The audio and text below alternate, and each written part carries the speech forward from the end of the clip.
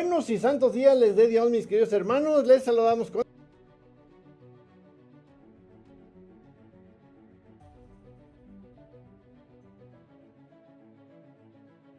Está la reina, Salmo 44. Y este salmo, fíjese usted que tiene que ver con nuestro festejo de hoy, la Asunción de la Santísima Virgen María. Esta solemnidad fue fijada el 15 de agosto ya desde el siglo V. En Roma la fiesta se celebra desde mediados del siglo VII, pero no fue sino hasta el 1 de noviembre de 1950 que el Papa Pío XII, Eugenio Pacelli, proclamó el dogma dedicado a María asunta al cielo en cuerpo y alma. En el credo apostólico profesamos nuestra fe en la resurrección de la carne y en la vida eterna, fin y sentido último del camino de la vida, y esta promesa de fe se cumple ya en la Santísima Virgen María como signo de consuelo y esperanza segura. Este privilegio de María está estrechamente ligado a que es pues la madre de Jesús, dado que la muerte y la corrupción del cuerpo humano son una consecuencia del pecado, pues no era conveniente que la Virgen María, libre de pecado, se viera afectada por ellos. De ahí el misterio de la dormición o de la asunción al cielo, como también se le conoce. Saludamos con gusto a Daniel, que está haciendo malabares eléctricos por aquí y que nos está acompañando como cada semana. Vamos a pasar a nuestra oración para empezar nuestro programa de hoy. Claro que sí. Bueno, empezamos con nuestra oración. Haz que tu rostro resplandezca sobre nosotros en paz para nuestro bien, para que podamos ser resguardados por tu mano poderosa y librados de todo pecado con tu brazo levantado. Amén. Ay, ¿dónde podríamos estar mejor? ¿Dónde que andamos pidiendo? ¿Ven? Hay que saber qué pedir. Eso está resguardados excelente. en la mano poderosa de Dios. Bueno, libres de todo pecado. Bueno, pues si les parece bien, vamos a nuestra sección de introducción a la Biblia con Luis.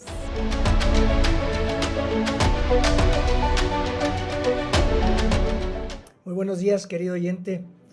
Hoy iniciamos un viaje a los médanos de Samalayuca. ¿Iremos usted y yo o iremos tú y yo, como usted nos tuteamos? Y vamos a ir como dos paparazzi, tomando fotos, videos, así que trae tu cámara, sube al Uber tu ropa, comida, bebida, sí, al Uber, para no tener que andar en la friega de manejar. Nos vamos, viajamos y al llegar ahí, a ese lugar, podremos, ya que nos bajamos, vamos a ver partir el Uber que se regresa a Juárez y va a volver por nosotros dentro de 40 días. Y ahí no hay celular. Bye, bye. Ahí estamos en el desierto de Samalayuca, mi querido hermano. En ese paraje está Jesús de Nazaret, en un desierto. Y los paparazzi le tomamos fotos a él porque ahí está la celebridad. Si o no, luego vamos ahí a tomar la foto. Tomamos la naturaleza, tomamos fotos. Esa naturaleza que tienen los médanos, tan increíble como bella, tan inclemente como salvaje. Y es un desierto en todo aspecto. Ahí está el silencio. Domina el sol implacable cayendo como brasas en la piel. Esos atardeceres primorosos, esas noches de estrellas, a veces oscuras. No hay alimentos, solo hay sequedad, sed. Habitan serpientes, escorpiones, ratas, coyotes. Usted imagínelo, ahí estamos. Es un ambiente inhóspito y vamos a estar 40 días. El número 40, mi querido hermano, significa o simboliza un periodo de prueba, purificación, un periodo de preparación que te conduce a una transformación, sobre todo espiritual, a un nuevo comienzo, pues. En la Biblia está el diluvio, Moisés en el monte, los 40 años del Éxodo, Elías, en fin, muchos ejemplos. Tú observa, mi querido paparazzi, observa en silencio a Jesús de Nazaret. Viene de su bautismo en una escena bellísima que tuvo, se oye la voz del Padre. Este es mi hijo querido, mi predilecto. Obsérvalo, imagínatelo en ese momento.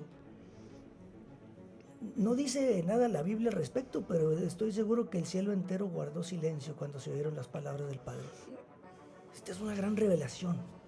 La Santísima Trinidad y el infinito amor del Padre unigénito, ahí el Padre al unigénito lo está amando y lo está expresando.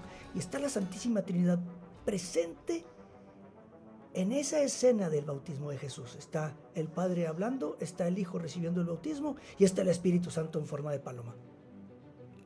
Tremendo.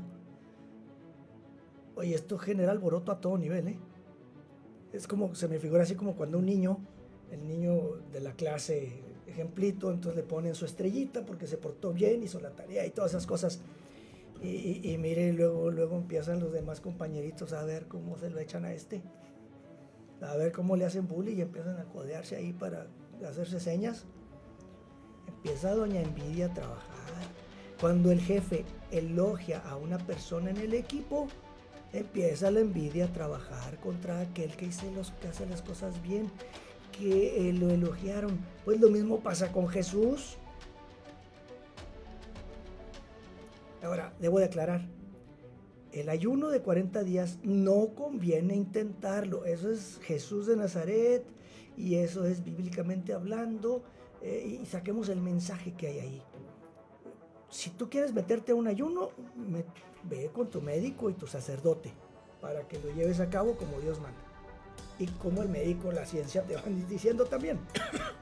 Bueno, ahí está Jesús, orando ya pues en el desierto, nos regresamos. Mientras Él está orando,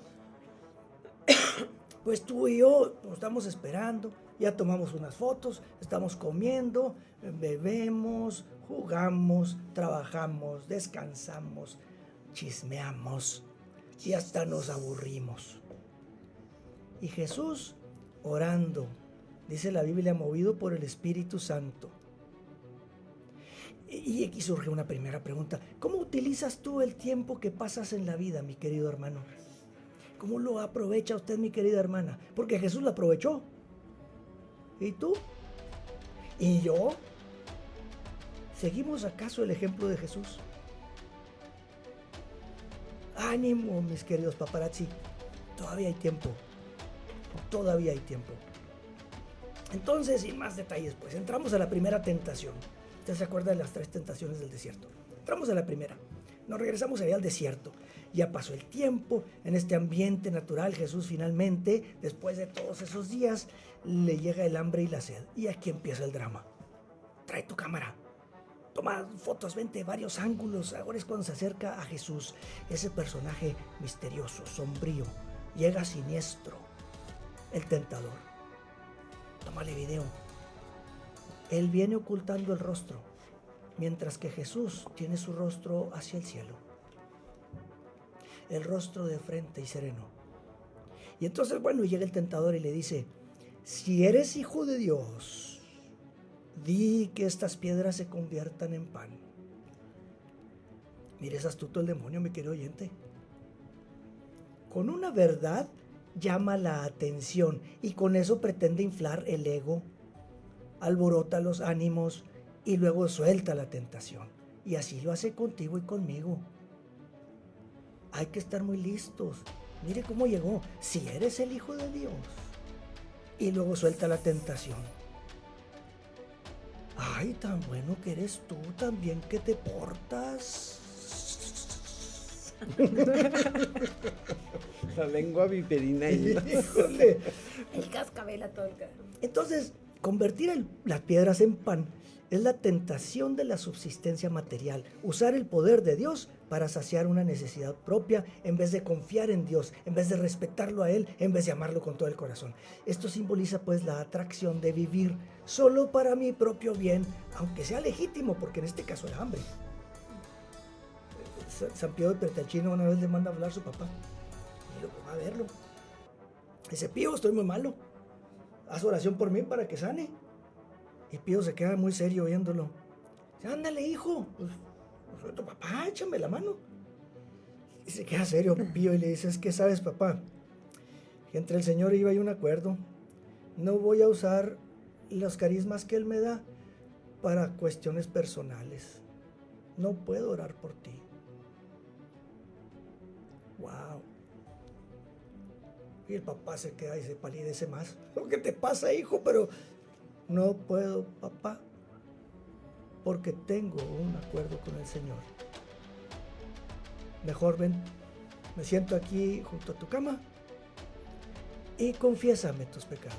Eso sí lo puedo hacer, porque necesito encargarme de que te salves. El Señor estaba en las últimas. Oye, hijo, no, yo estoy bien. Ah, ¿y qué pasó cuando te fuiste a Nueva York y le fuiste infiel a mi mamá con aquella rubia? ¿Cómo supiste? Empezó a leer sus pecados. Pero bueno, después le cuento la vida de San Piego de Pietrelcina. Sigue tomando video, mi querido oyente. Jesús pudo hacer lo que le aconseja el otro, sí es cierto, pudo haberlo hecho. O pudo usar su poder para vencerlo directamente al demonio. Hacia el estilo de las caricaturas y de los Marvel, un rayo poderoso y se funde aquel. No lo hizo. Él se preparó con lo que Deuteronomio nos aconseja: aprender los preceptos de Dios, guardarlos y practicar la palabra de Dios, como nos dice Deuteronomio 5.1. Estoy leyendo Mateo 4, pero estoy leyendo Deuteronomio también, porque acuérdense que estamos viendo Deuteronomio esta temporada. Entonces, en ese Deuteronomio también basa su respuesta el Señor. Mateo 4.4 dice: no solo de pan vive el hombre, sino de todo lo que sale de la boca de Dios. Y eso es lo que dice Deuteronomio 8.3.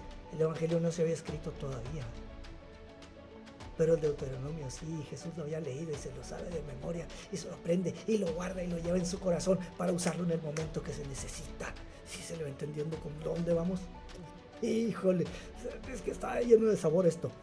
Siendo Jesús todopoderoso, rechaza usarlo para su propio bien y confía totalmente en el Padre y se fundamenta en la palabra de Dios. Tómale foto aquí a los dos rostros, mi querido paparazzo.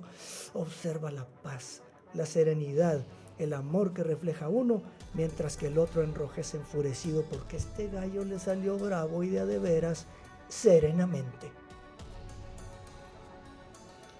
Con Adán y Eva, al chamuco sí le funcionaron las cosas porque Adán y Eva dialogaron con el demonio y por eso cayeron y perdieron la gracia. Jesús no dialoga, Jesús responde con palabra de Dios sin más rodeos y queda rechazada la tentación. Para prepararse al segundo round. Viene la segunda. El demonio regresa. Toma ahora tu video. Ponlo en tu dron, vámonos, enciende el micrófono, dale zoom y llévatelo, porque dice la palabra de Dios en Mateo también, Mateo 4, versículos 5 y 6, que el demonio se lo llevó a la ciudad santa, lo colocó en la parte más alta del templo y le dijo: si eres hijo de Dios, tírate abajo, pues está escrito: ha dado órdenes a sus ángeles sobre ti y te llevarán en sus manos para que tu pie no tropiece en la piedra.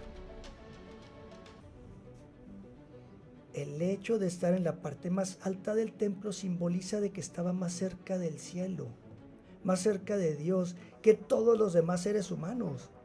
Mire qué sutileza tiene el enemigo para envenenar el alma con la vanidad.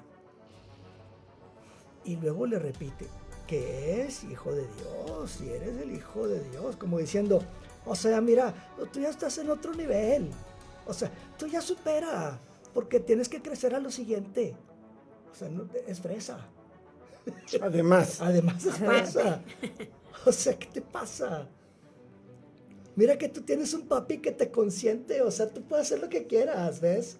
Y ya te dijo que te protege. El diablo sagazmente le pone pruebas a Jesús basadas en la Biblia, porque está diciendo lo que dice un salmo, en cosas que sabe que Jesús puede hacer. Pero una de sus especialidades del demonio es soltar una buena porción de lisonja al oído para que las almas se amen más a sí mismas que amar a Dios. Ahora bien, no conforme con eso, el diablo suelta la tentación de lanzarse desde el templo. O sea, con eso es poner a prueba a Dios, a ver si es cierto que cumples tus promesas. Básicamente ese es el simbolismo que hay detrás de esto. Le estás exigiendo una señal espectacular en vez de confiar sin evidencias. Este es un pensamiento muy humano, muy al nivel de una criatura y no de Dios mismo, pues que venga Dios y arregle las cosas y me cumpla las promesas y yo las pueda ver, si no, no creo en Él. ¿Le parece conocido? Un poquito. Un ¿cómo poquito. poquito, sí. Entonces Me se está suena, simbolizando me suena. esa fe que busca certezas, que busca milagros, que busca conveniencias, que busca negociaciones y que no tiene confianza en el Señor. Y además lo condiciona a decirle, voy a confiar en ti si tú haces esto para mí. Entonces, ¿quién es el Señor? Pues ubícate. Ahora sí, salgo fresa yo. Pues, cómprate un mapa y ubícate. O sea, pero Jesús sorprendentemente suelta la respuesta. También está escrito, no pondrás a prueba al Señor tu Dios. Mateo 4:7. Y es Deuteronomio 6:16. Repito, insisto en esto, se fue Deuteronomio al Señor y lo traía en su memoria y en su corazón. Y eso es el faro, el que indica los límites de sus decisiones y de sus valores y de sus respuestas y de sus conductas. Satanás sabía muy bien que si Jesús declaraba ser el Hijo de Dios en ese momento, también por eso Jesús se callaba. No respondía nada al respecto. Porque si Jesús en ese momento reconoce ser el Hijo de Dios, ahí se lo echan al plato, como sucedió en su pasión. En cuanto él dijo, sí, soy el Hijo de Dios, declaró culpable y va a la muerte, que lo crucifiquen. Ok, aquí él no dijo nada. Él estaba seguro de que no era el tiempo todavía de abrir el pico. Faltaba mucho por hacer, faltaban 3 años de trabajo todavía para dejar el cristianismo aquí y salvarnos a ti y a mí, para poder dejar su iglesia. En fin, Jesús vence al tentador, pues, una vez más con esa respuesta. Nos está enseñando, pues, que poner a Dios en la situación de tener que hacer un milagro para librarnos de un peligro en que nos hemos colocado temerariamente y sin motivo alguno, es un pecado de presunción, o sea, es tentar a Dios. O sea, si me puedo ir al tubo, no pasa nada. Te estás exponiendo y vas a caer. No tientes al Señor tu Dios. Oye, es que ya estoy fuerte. No te metas ahí. Es como atravesar la avenida Tecnológico en la hora pico del tráfico y tú vas bobeando y no vas volteando para ningún lado. Te estás exponiendo. Te va a llevar la tía a las muchachas, pues. Y entonces, insisto, el Deuteronomio fue base para Jesús. Tercera tentación. De nuevo se lo llevó el diablo a una montaña y le mostró todos los reinos del mundo en su esplendor y le dijo, todo esto te lo daré si te postras para adorarme. Mateo 4, del 8 al 9. Sí, como si todo fuera de él, del chamuco, y no fuera del creador. Entonces, ¿quién creó todo eso? ¿Y quién es el verdadero Dios y el verdadero Señor y el verdadero dueño de todo lo que existe? Pues sí, pero este viene como que yo te lo doy.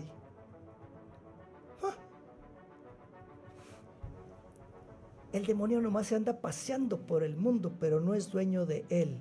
Ese es uno de sus corajes más fuertes. Aunque es muy astuto, como decía, él sabe muy bien de los deseos.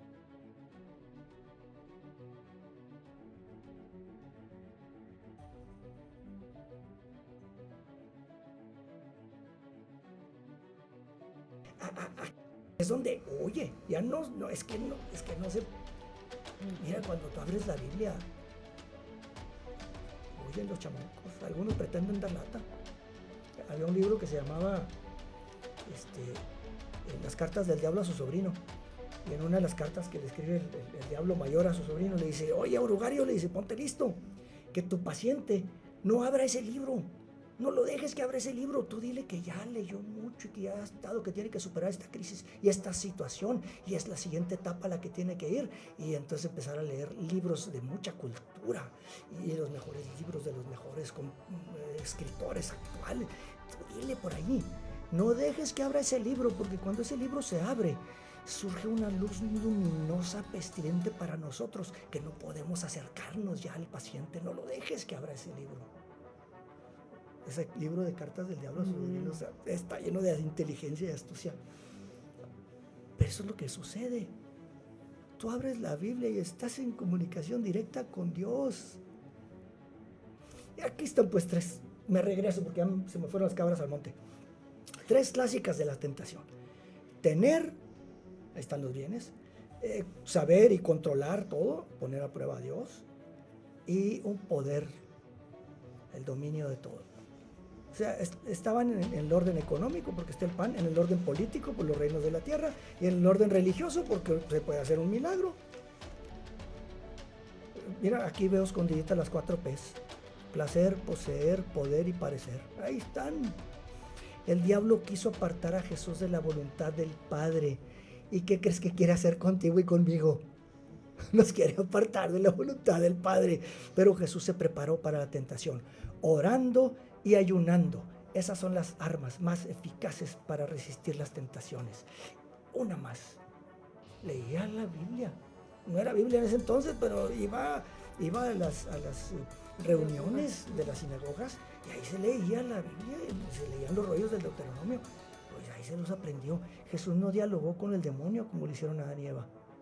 Respondía con la palabra de Dios. Él no vence con su fuerza propia, sino que vence inteligentemente apoyándose en la palabra del Señor. Ahí está el modelo de cómo enfrentar toda tentación: oración, ayuno y palabra de Dios. Me permito agregarle los sacramentos. Y el ayuno, usted defina qué ayuno es, porque no nada más es ayuno de no comer. Ya lo sabemos. Dejamos de comer prójima, entonces es un buen ayuno también, pero es otra historia. Pon las fotos, ya tomaste todas estas fotos. Pon las fotos así en una pantalla grande. Ahora tómate tú unas selfies. Ponlas en vez de Jesús y mírate ante el tentador. ¿Cómo respondes tú? Mi querido paparazzi, ya llegó el Uber. Es hora de regresar a casa. Tu vida interior y el mundo te esperan. ¿Estás listo y estás fuerte? Lee tu Biblia.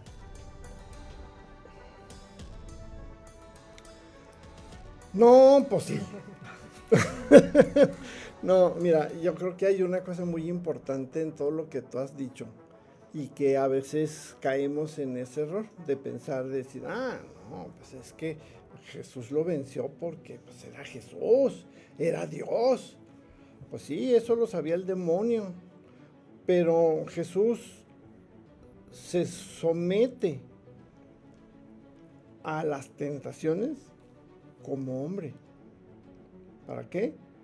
Para ponernos el ejemplo de que si Él pudo, tú también puedes, yo también puedo, siguiendo estos lineamientos. O sea, Jesús vence las tentaciones como hombre, no como Dios. De ahí la importancia de entender el que Jesús haya asumido la naturaleza humana. Ya lo decía San Pablo y lo dice y lo repite muchas veces, fue igual a nosotros en todo, menos en el pecado. Pero así como Él sintió hambre esos 40 días, igual que cuando tú tienes hambre, no 40 días, nomás con que se te pase una comida ya anda uno ladrando de hambre por todos lados, pues no, ¿verdad? Esa es la cosa. Y entonces eso nos lleva a otra conclusión. Es preciso poner atención en nuestras actividades, porque el Papa Francisco insistió mucho también en no dialogues con el enemigo.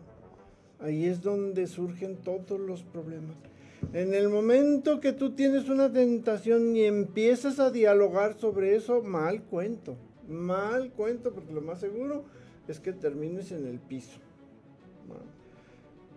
Entonces, ojo con eso, no dialoguemos y tomemos ese ejemplo que nos puso como persona humana para estar convencidos de que podemos aspirar a pecar lo menos posible.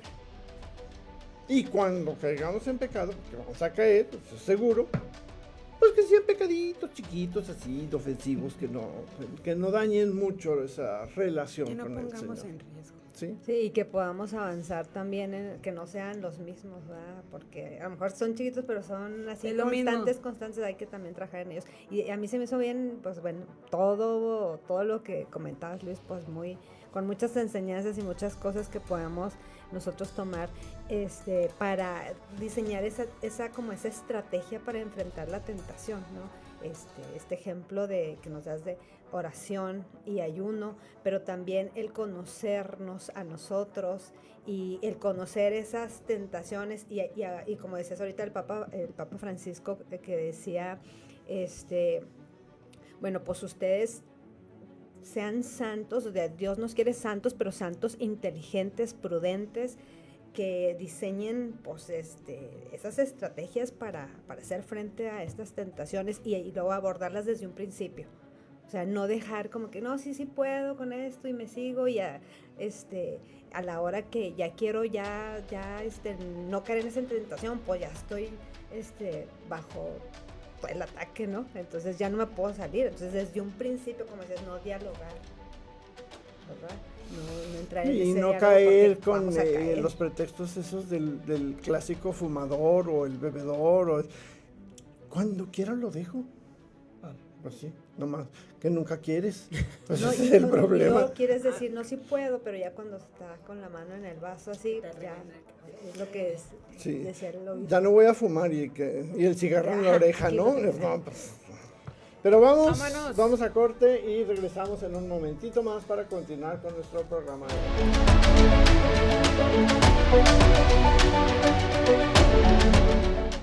Bien, mis queridos hermanos, pues regresamos a su programa Palabra y Vida. Y vamos a ver cómo le fue a este personaje bíblico que nos trae Katy. Adelante.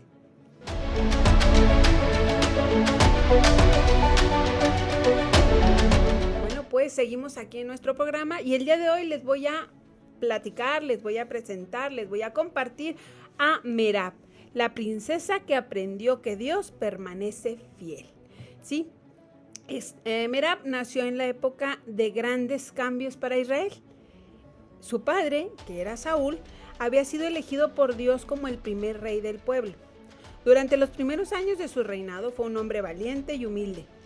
Como hija mayor del rey, Merab vivía en el palacio, recibió una educación propia de una princesa y conocía las responsabilidades que implicaba permanecer a la familia real.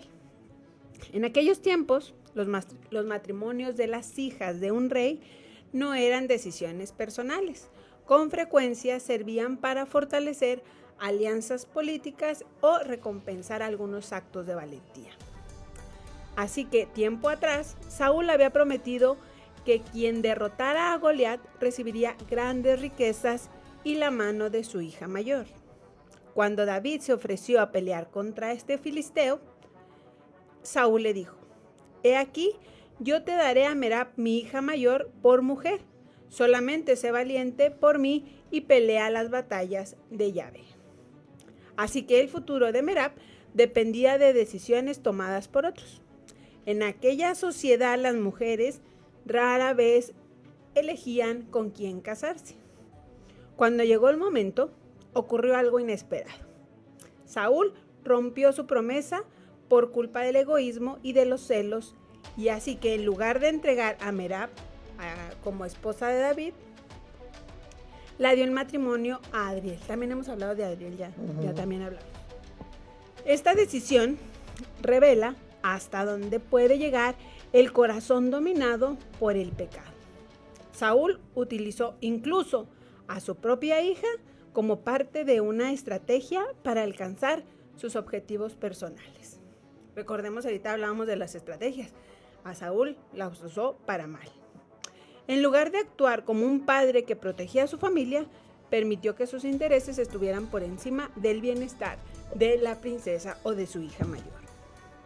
Merab, por su parte, continuó su vida junto con Adriel. La Biblia nos dice que tuvieron 5 hijos.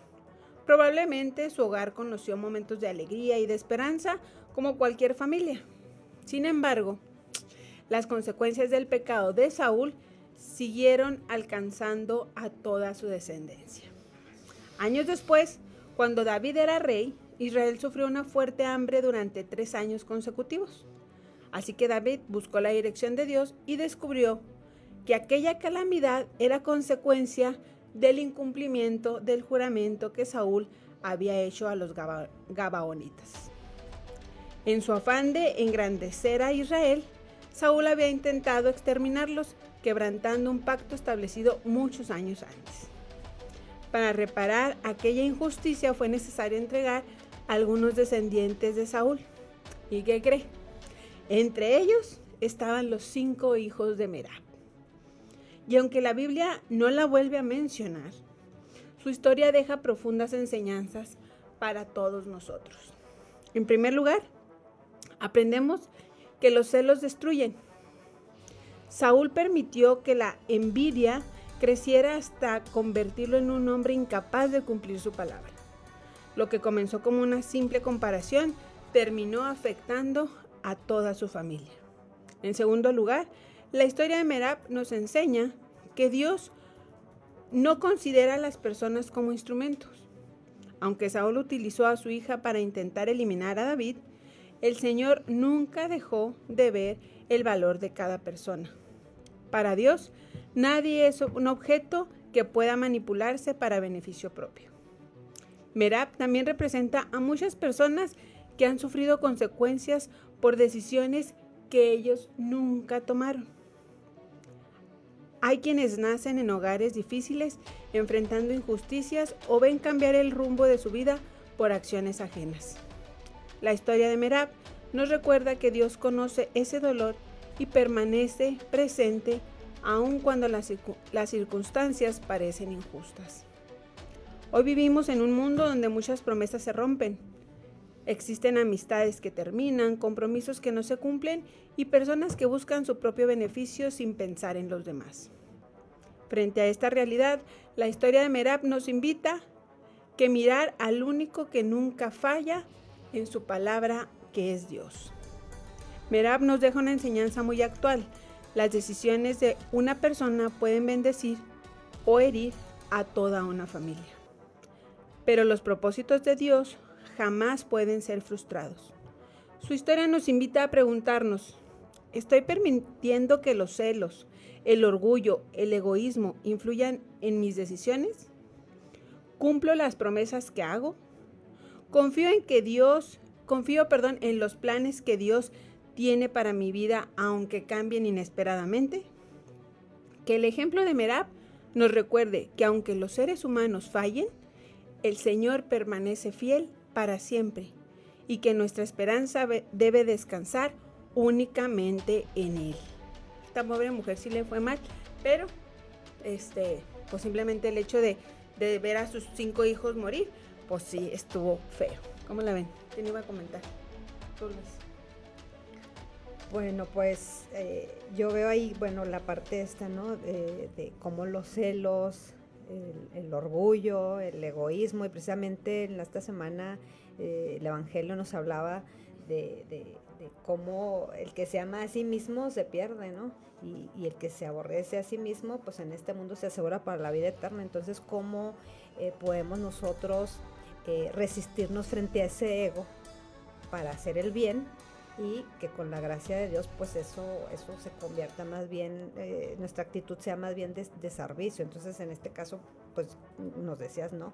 ¿Cómo estoy yo en esa parte, ¿no? En mi vida, cómo estoy en los celos, cómo estoy en mi orgullo, y también las promesas, ¿no? Esa es la otra parte importante, las promesas que hago, si las cumplo, y a veces nos agarramos ofreciendo cosas que después no cumplimos. Entonces, pues estar muy atentos. A mí me llamó la atención esas dos partes de que cuando ofrecemos algo a Dios, pues tomemos conciencia de lo que estamos haciendo, de que realmente qué es lo que sí podemos hacer y qué podemos cumplir. Y lo que no podemos cumplir, pues vale más que no lo ofrezcamos, porque tenemos que honrar ese ofrecimiento a Dios, porque lo estamos haciendo a Dios.